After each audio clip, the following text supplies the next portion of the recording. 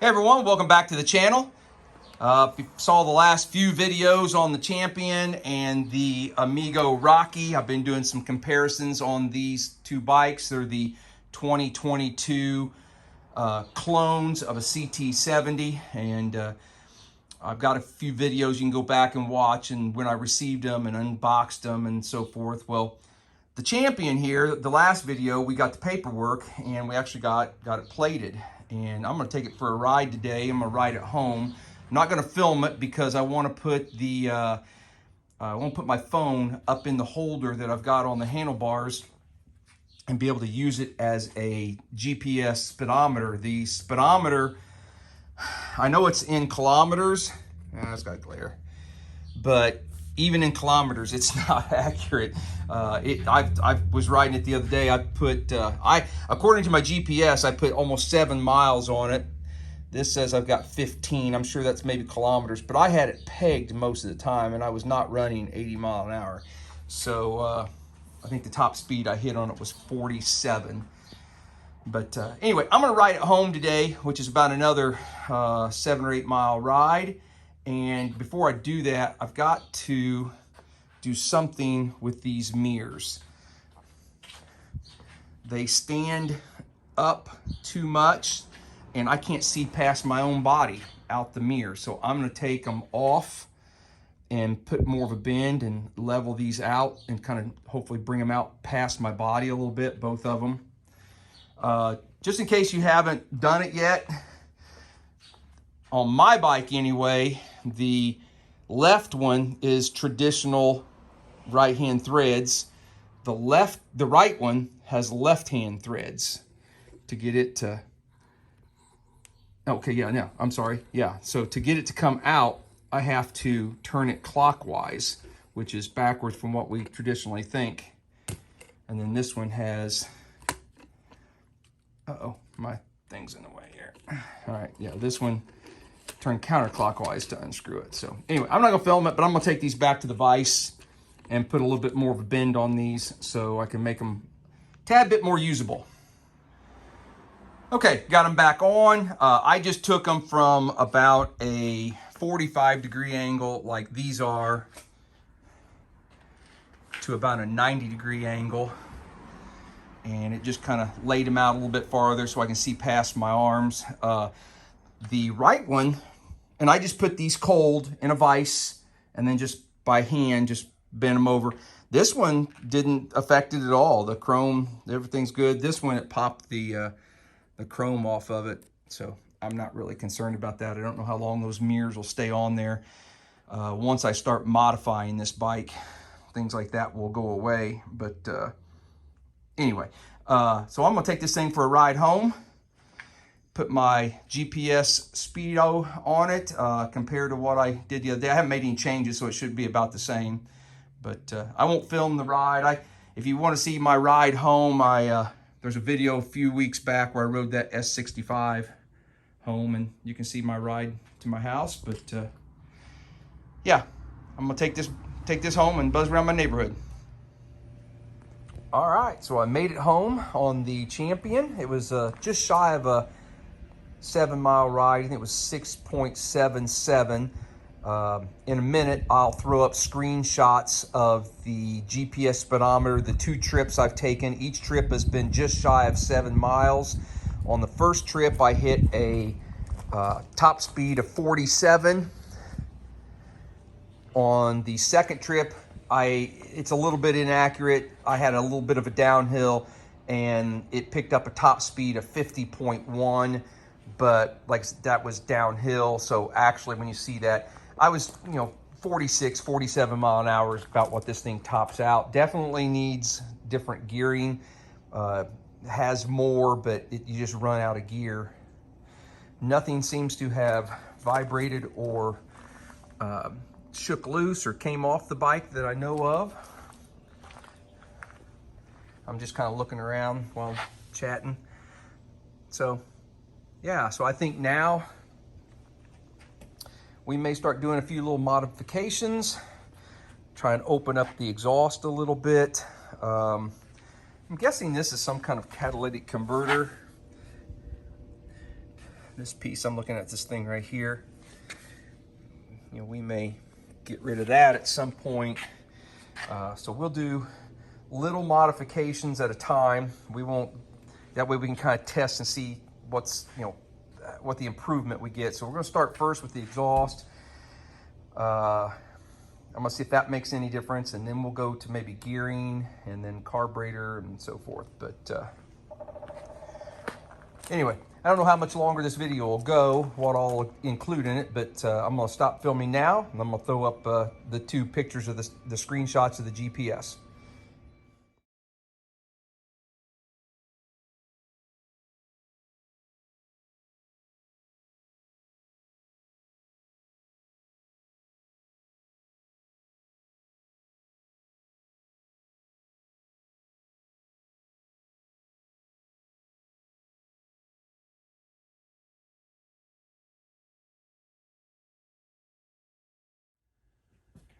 All right, guys, welcome back. So earlier in this video, I talked about making some mods as far as swapping out some carburetors and changing some gearing and so forth. But I've got the bike back at the shop, and I think before we address anything else, we need to look at this swing arm and how much play it has in it.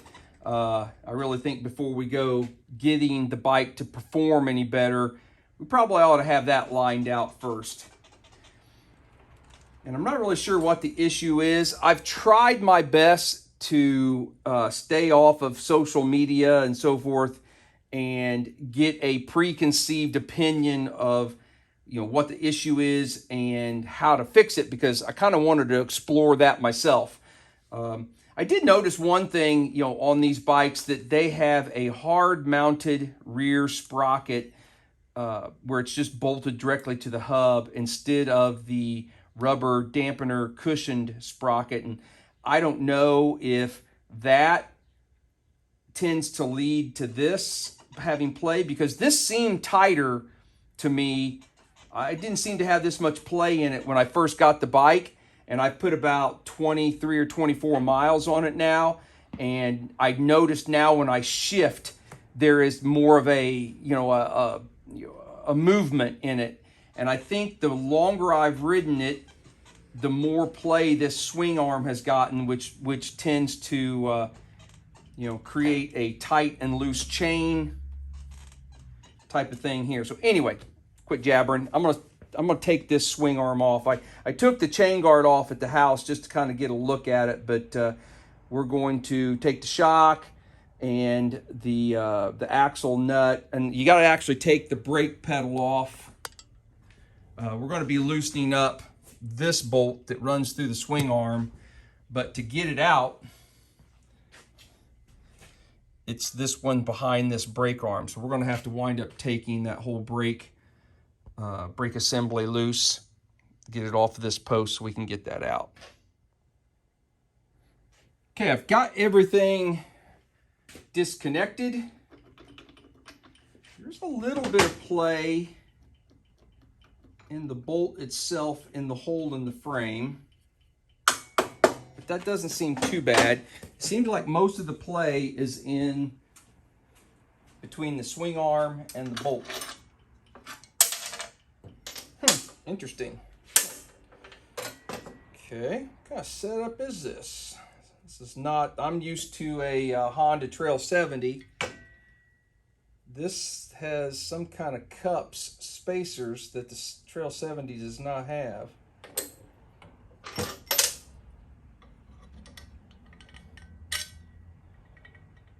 Yeah, most of the play seems to be between that bolt and the bushings they have inserted in there.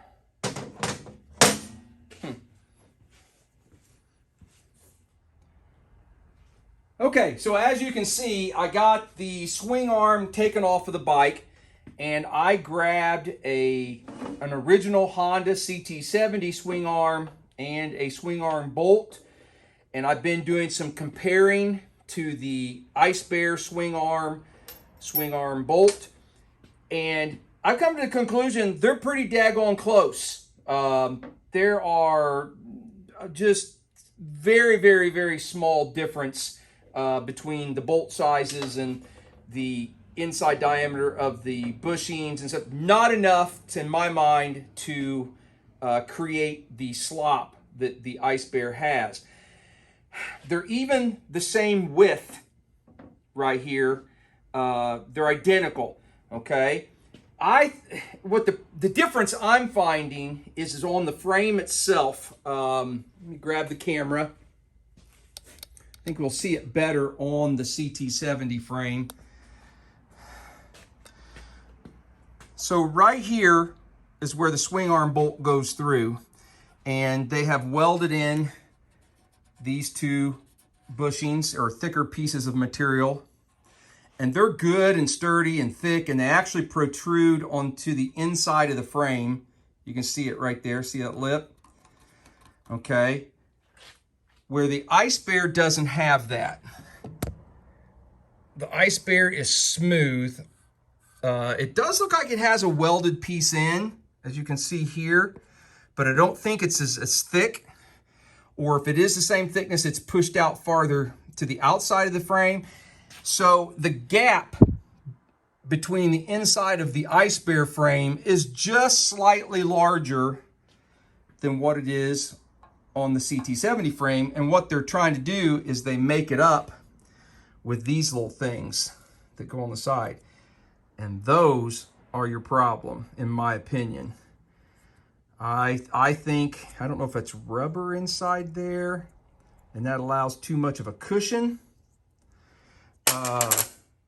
So what I'm going to try and do is I'm going to use the Icebear swing arm, because like I said, it's not enough different from the CT70 swing arm in my mind to make a difference. This is a K1 and later swing arm. You can tell by the boxed.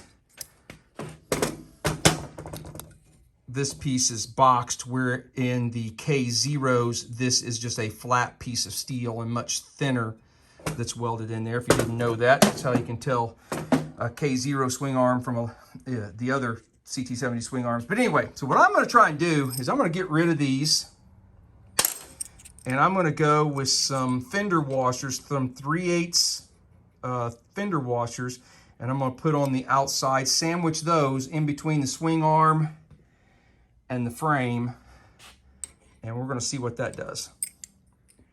Moved you to this side because I think I'm actually going to be working on the other side most of the time. And I figured I'd be in your way, in the film's way. I'm going to be in your way here in just for a second here as I get this put on.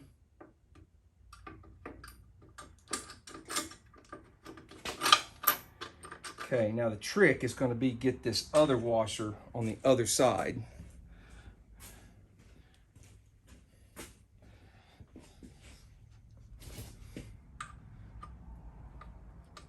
Oh, it might not go. It is pretty tight. No, I think it will go.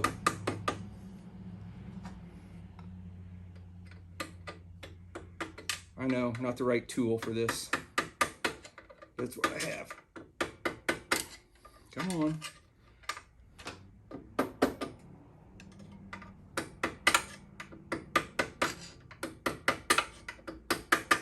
Oh, we're getting close.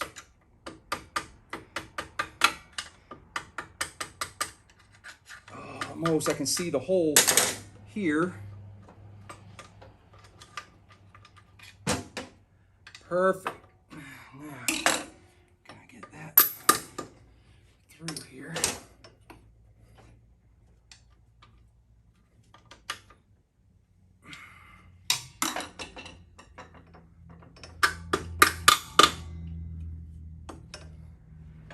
Uh-oh, you know what? I wonder if my washer is hitting the frame. I won't let it go in far enough.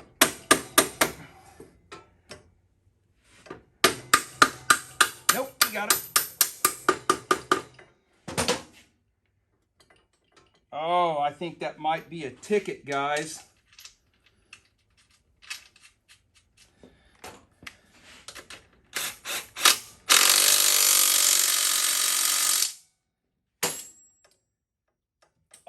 Yes.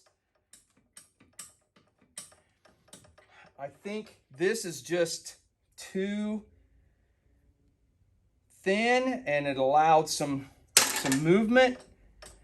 Okay, I'm going to shut you guys down and button that back up, put the wheel and so forth on, and we'll see what it looks like once we've got it back together. Okay, so I've got it all buttoned back up. Brakes, everything's back on. So the change I made was to get rid of these two pieces, which sandwiched the swing arm. And I put in I put a 3/8 fender washer. What were they? Probably 1.5 inches diameter. I didn't measure them. I should have measured them. Sorry, guys. 1.25 inches, 1.5 inches fender washer. I sandwiched it between the swing arm and the frame on each side. And oh my goodness, night and day difference. Night and day. I got 0 play. So I'm sure once we ride it and it, you know, pulls on this side with the chain, we'll see what happens. But I'm pretty happy with it now. I've got to run over to my local tractor store and pick up a couple things. So I think I'm going to ride it over there and do that. The one thing I haven't put on yet is the shifter. I think I said it earlier in an earlier video. I'm not a heel shifter guy, and I'd like to have this toe one out farther. So I had a, that's probably just a shifter you get with like a Lifen or something when you buy the engine. I've got an extra one here. So I'm just going to put that on and get rid of the heel shifter.